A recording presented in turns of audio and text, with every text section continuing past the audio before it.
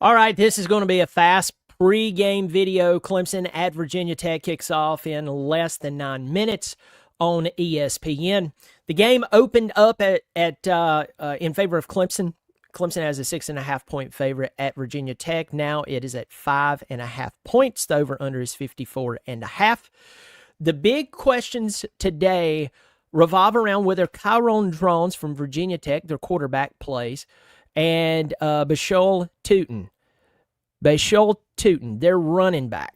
Now, we don't know. I just looked it up. I didn't see anything. So if some of y'all know whether they're playing or not, which one of them's playing, that's really going to determine my overall feel for Clemson coming into this game, especially in Blacksburg after last weekend.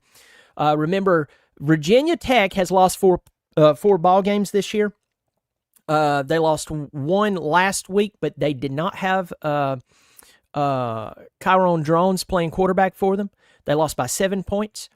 They lost to Miami by 4. They lost to Vanderbilt at the very beginning of the season by a touchdown, and they lost to Rutgers by 3. That's the worst loss to me, in my opinion.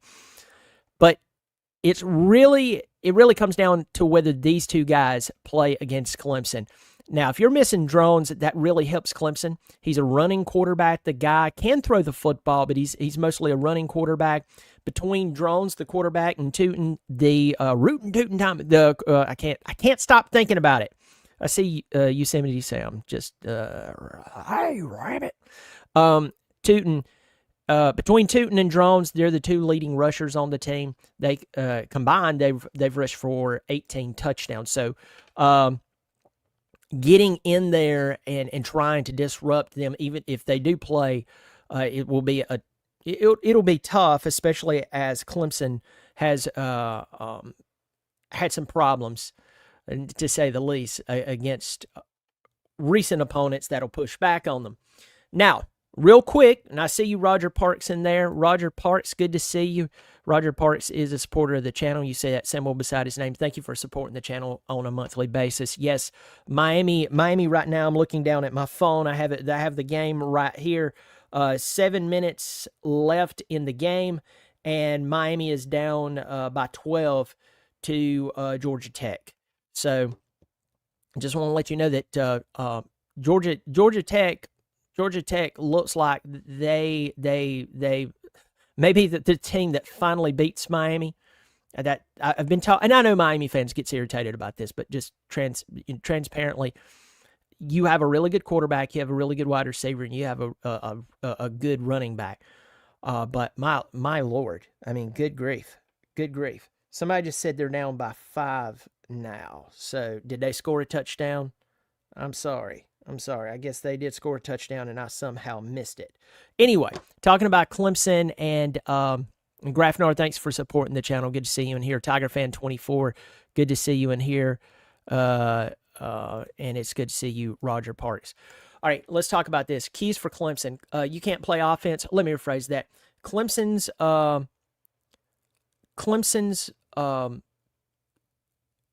coaching staff on the offensive side of the football and on the defensive side of the football can coach nothing like they coached last week, folks.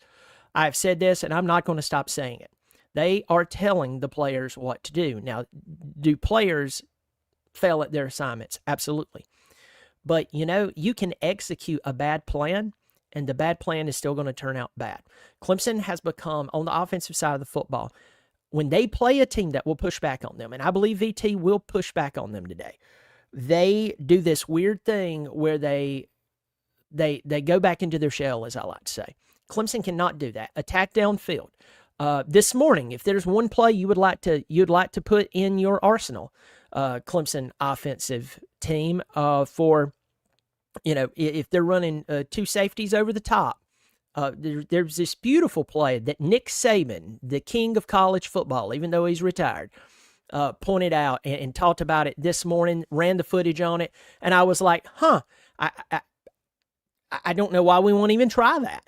But my point in saying all of this, folks, is this. Clemson's offense and even their defense, their game plan can be nothing like it has been over the last week and against Georgia. And what we found out, Clemson fans, I know you're going to get ticked at me. I really don't care. I really don't care, is that we found out last week that Clemson's coaching staff has not grown since August the 31st against Georgia. So, I know they're passionate, and I know they walk up to a microphone and they say, we're so sick about losing, and, man, we really have been. Listen, I use this game a lot, and I'm going to bring it up because Idaho is not some great football team. Idaho went to Eugene, Oregon this year and out-schemed most of the teams, even up to this point in college football. I don't care if Idaho didn't win a game after that. I don't know what the record is, but they went in and they threw the kitchen sink at Oregon, the number one team in the country as of right now, and almost beat them. So this garbage that I hear for excuses from fans about the Clemson coaching staff, folks, I'm just telling you, it's complacency.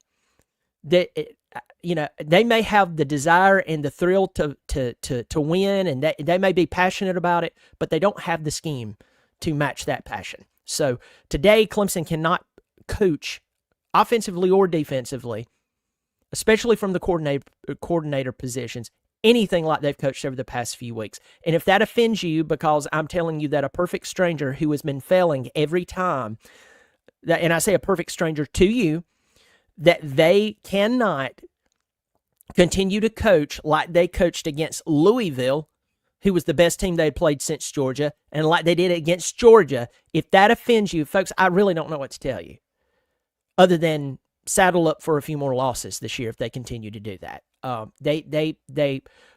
Obviously, if you talk to a coach, they don't want to lose.